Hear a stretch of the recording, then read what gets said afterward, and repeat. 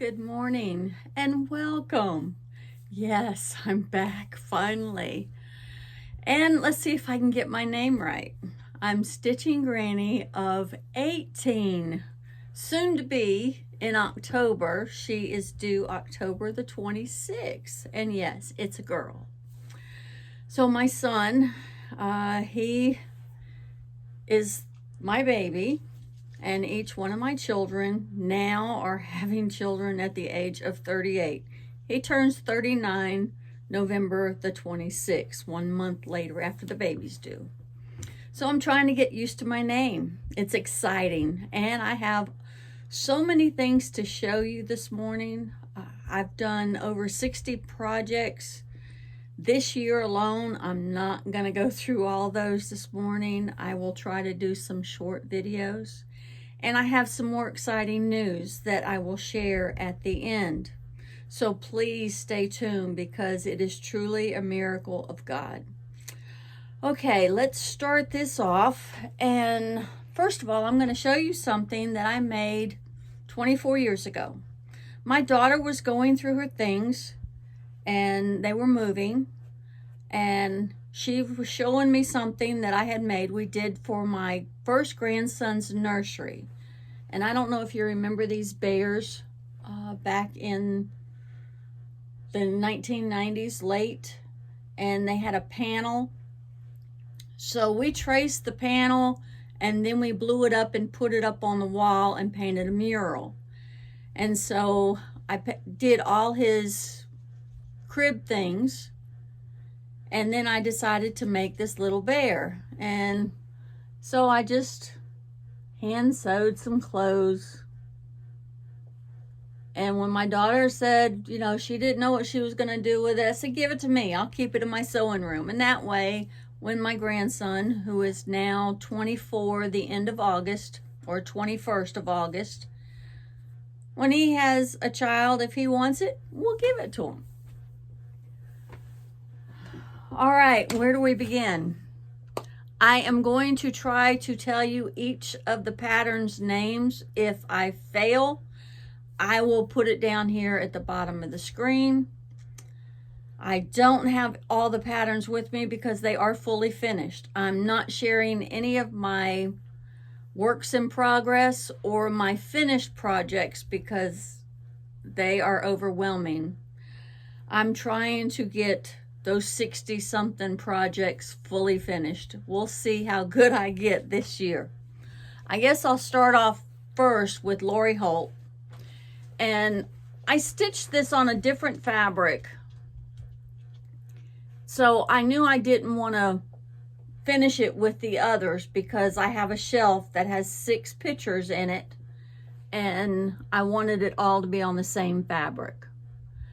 And this is how I finished it. And I just did some X stitches on the back where I had the opening. And yeah, okay, so that one's done. I did another Lori Holt project, and let's see, let's do this.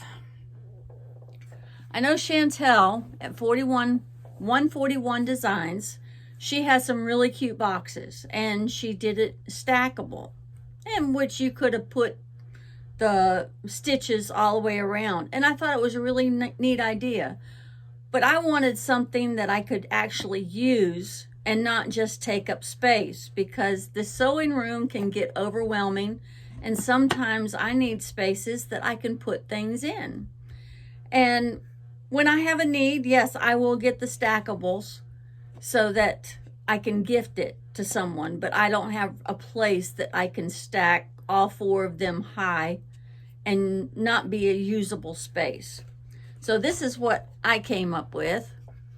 And this box is found in the wedding section at Hobby Lobby. It's his and hers. It did not have a code on it or anything, but they're white boxes and there's brown boxes. And it doesn't have a lid. But they have, Hobby Lobby has strips of thin wood that are 6 inches and smaller. So you get one size and you can make the inner part, which my friend's husband, Karen Blossom's husband, cut that for me. My son cut the lid and the bottoms out of those strips of wood that's found at Hobby Lobby. So I made me a lid, and then I put stitches all the way around, and yes, I did different colors.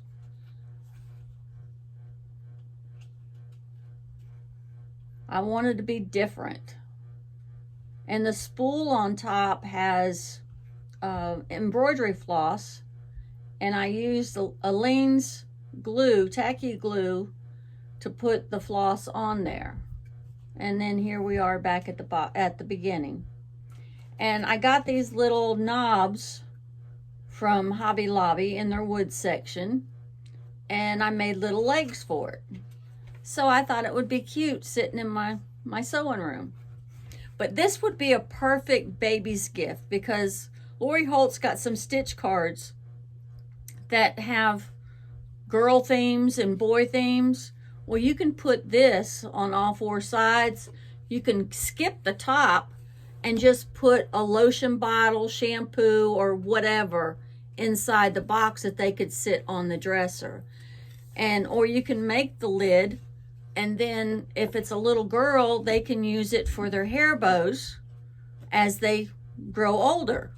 And then little boys, I'm sure they can put cars in there or something of that nature. You know how little boys are. Okay, let's go on to Finally a Farm Girl. When I last filmed, I was working on one of her designs, and I'll put the name of the design down here because I don't remember the name of it. But it has Santa and Mrs. Claus, and it has a tree in between them. Let's see if I can hold this up. A tree in between them, and then a bed with mice in it on the left-hand side of Mrs. Claus. Well, when I had featured Chrissy, Finally a Farm Girl, and I saw this design, I said, I see it as a stand-up. And my camera's moving because Peanut is walking around and bumping the camera. She can't hardly see anymore. So please excuse it if you see it shaking. So anyway, I saw all these as a stand-up. I had to do a little bit of changing because the left arm of Santa was kind of in the tree. And then the tree itself, I did a little bit of changes with because it had a space, you know, for Santa's hand and stuff like that. So yeah, I made those into a stand-up. Now for the mouse hole.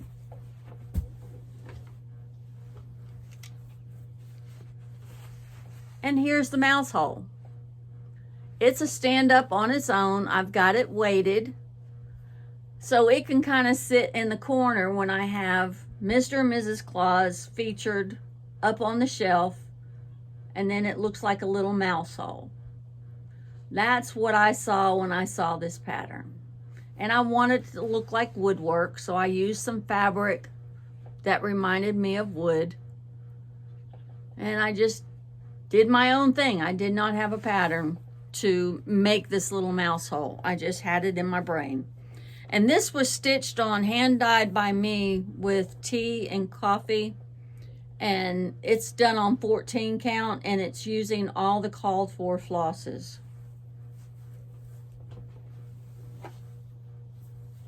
And let's move on to Primrose Cottage Stitches. Now this is done on a wood piece from 141 Designs by Chantel. And I finally got my paint out and painted it.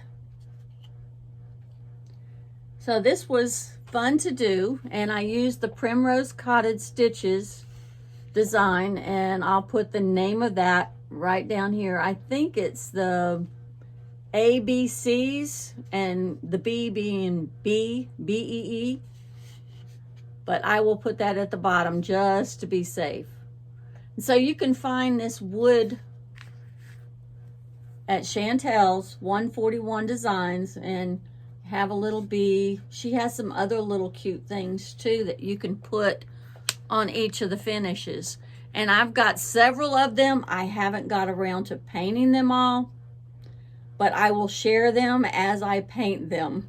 I'm not that fond of painting, but I do occasionally finally get out and start painting. This one was stitched on 25 count Lugana, and I used all the call for flosses on this one too.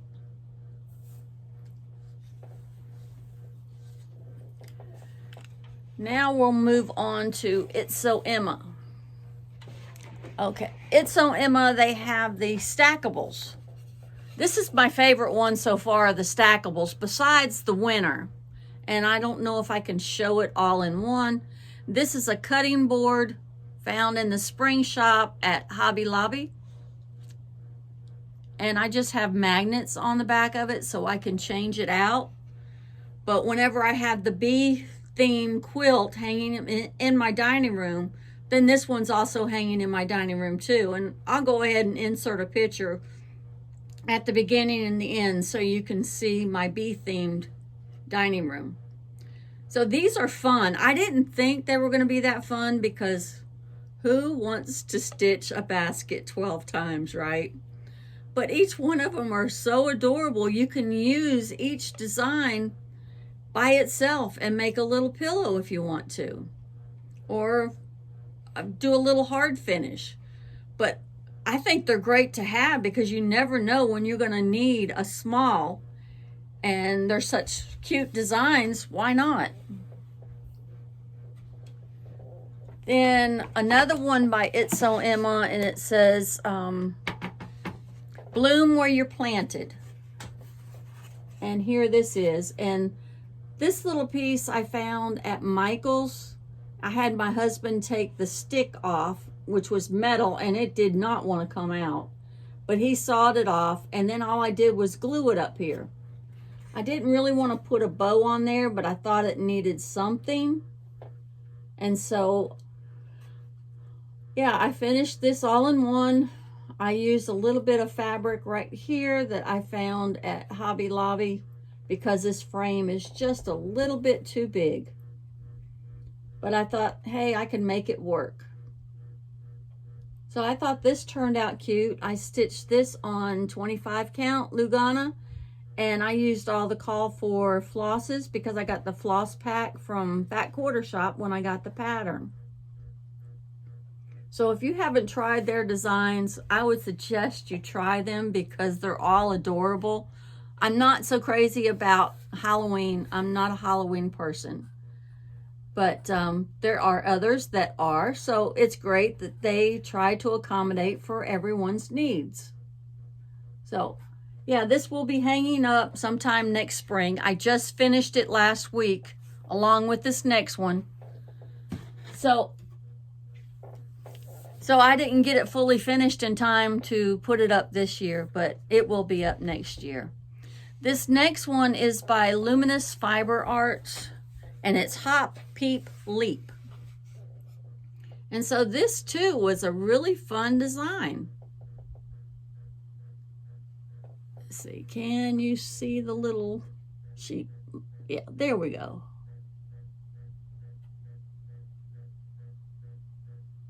And I think my comfort zone is 25 count. I don't mind 28 count, but this too is stitched. This one is 28 count. And I don't remember the fabric. I know it's one by Lori Holt. I'm pretty sure. I'll try to find it. If I do, I'll put it in the show notes. If I don't, I'm sorry. I don't write everything down like I was. This isn't a business. It's just for fun and pleasure. I am retired and I'm wanting to enjoy life a little bit. So here's this one. It's all ready for Easter or spring next year. I have a couple of quilty things to show you. I'm going to insert 2 pictures. There's one by Lori Holt Remix, and it's of a milk jug, and it's got a flag and some flowers. And I sold this at the Landrum Quilt Show this year. It was in the boutique, and yeah, I went ahead and sold it. I said I could always make me another one.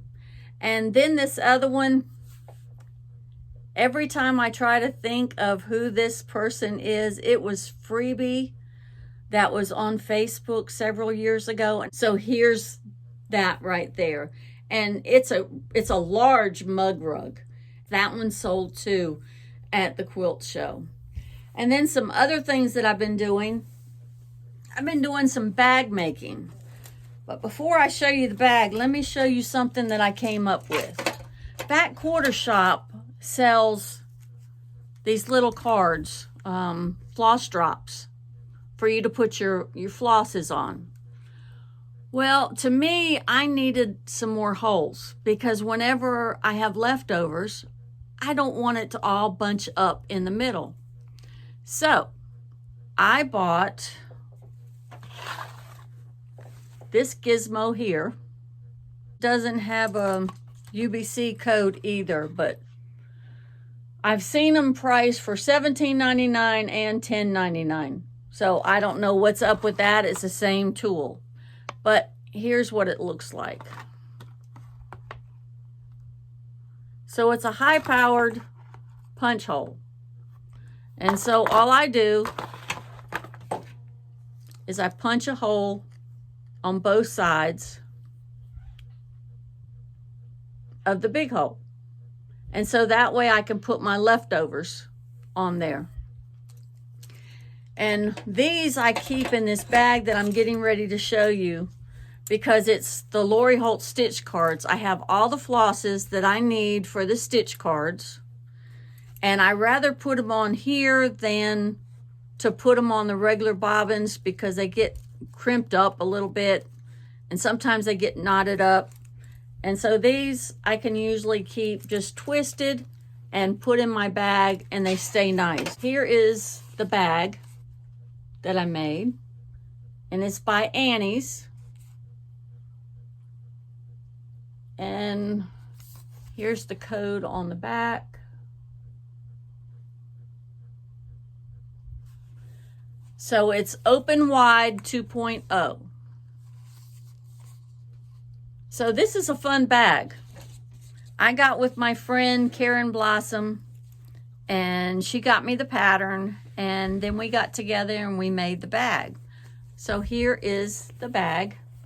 I put handles on mine, and both sides are the same. I didn't do anything fancy on the outside. And then here's the inside. Here's my Lori Holt stitch cards.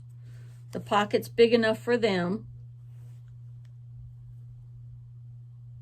And so this was not hard to make. There's a lot of prep work because you have to do quilting. And I used the foam. You don't have to use that basil on here, but I did. You can use fleece. I wanted mine a little bit more sturdy, so I used the basil. Now the next bag that I did 2 different versions, but here this is. And this is a freebie. So it's Nantucket Mini Charm Bag. So it's Nantucket Summer by Camille Roskelley. And it's by Moda Fabric. So you can go look that up online and print out the free chart. And here's the first one that I made. And I didn't do anything fancy with this one. I just used straight fabric. I didn't use the 2.5 inch charms. But what I keep in this one is my to-go light. It's wireless and it's got the charger on there. So I made mine a little bit bigger. And then there's the inside, and I always put binding on my corners. And there's a thread right there I need to cut.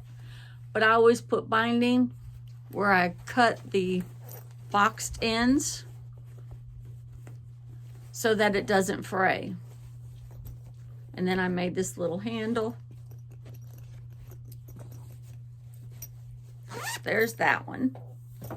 Then the next one that I made, I did make according to the pattern. And this one, remember I told you I don't go fancy on the inside. I rather use fabric in my stash for the inside, whatever works. Because most of the time, if it's in my stash, it's either stuff that was given to me by people and I want to use it. I don't like to throw things away. And yeah, I just find a way to use it inside of a bag. So I thought this turned out pretty cute. And this was done with some Moda fabric. Here comes the hard part. Because I don't share a lot of my personal business, especially on social media. But this is too good not to. I got to give you a little bit of background so that I can bring you up to date. And I'll try to make this as short as possible. Next time I will do the Bible verse, but because I'm sharing this, I'm going to hold off on the Bible verse because talking and listening, it gets a little bit long. Let's see, 11 years ago, almost this time of year, I was diagnosed with liver disease. And with any chronic illness, it's devastating because you have to go for testing, because they're looking for things all the time, because you're more prone to have, they said, in this type of case, you're more prone to have tumors that pop up and they have to be able to do things about, take care of it as soon as possible. So testing is very devastating, especially in the beginning. You want to cry before the testing, cry until you find out the results of the testing, and then you go, well, I get to live for another 3 months until I got to do that all over again. Yeah, that gets pretty hard and pretty devastating. Well, I finally got to the point to where I only have to go for testing every 6 months. So that is a little bit better, but it still can be overwhelming. All right, 3 years ago, approximately 3 years ago, it could have been right when I started Flosstube, 2 years ago. So the time frame right there is a little sketchy. But I'm thinking it was closer to the time that I started Flosstube because I was at the point, well, why did I start Flosstube? I was diagnosed with a tumor on the liver. And the doctor called me. I was in Dollar Tree of all things, and I had to walk outside for him to talk to me, and it was very devastating. And he was telling me that the tumor was a LRAD 3. He says, we have to keep a very close eye on it because once a liver tumor, and I'm trying to talk positive about this, not saying because I don't claim any of this stuff. He said with an LRAD 3 tumor, they like to keep an eye on it because if it ever reaches LRAD 5, you go on a transplant list. I said, oh, wonderful, then boo-hoo. Then 6 months into doing Flosstube, I went and had my other test, and they discovered more tumors, multiple tumors. So that was devastating. They were small. They weren't as concerned, but they said, we've got to watch them. I said, okay. They call them little tumors or lesions, but they're still tiny tumors. Okay, so then let's bring you up to date last December, because I stopped doing Flosstube a year ago. And because last year was devastating for me, I had so many things that I was going through physically, medically. All right, so December comes and I went and had my MRI. And I just had a very good feeling that God was really going to heal me because he's healed me in the past. So when I came out of the MRI, I had to wait a day or two for the results. I got the results in on my chart. The multiple lesions, small, tiny tumors, were gone. But it still showed the LRAD 3. I said, okay. I said, God can take care of that too. I know he can. He just took care of the multiple. And then June of this year, I had my last MRI. And I told the girl that was doing the test, she remembered me. I'm frequent. Used to have to go for ultrasounds, but now it's MRIs because they're having to keep a closer watch. I said, so all God has to do is take this other tumor. And I said, I know he has. I know it's going to come out clear.